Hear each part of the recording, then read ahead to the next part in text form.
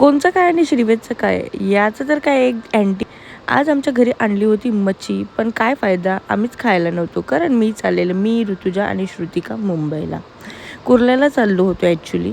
कारण मला घ्यायचं तर दुपट्ट्यासाठी कपडा, पण त्याच्या आधी आम्ही गेलो मॅकडॉनल्ड्सला. कारण ब्रेकफास्ट केला ना की मग पूर्ण दिवस आपण रनिंगला लागतो.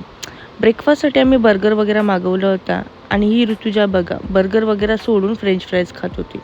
ऊन एवढा होता की आम्ही तिघींनी पण स्कार्फ घेतला होता डोक्यावरती. चढून आम्ही तिघी जणी गेलो, कारण आळशी होत, स्टेप चढायला खूप कंटाळा येतो. उतरलोच आणि पिला हा मोसंबी ज्यूस आणि सर्व वगैरे काम उरकून आम्ही आलो वाशीला. कारण वाशीवर आम्हाला घ्यायचं होतं ओढणीचा कपडा, कारण तिथे कुर्ल्याला आम्हाला बिलकुल पण भेटला नाही, तेवढा मोठा मार्केट असून सुद्धा.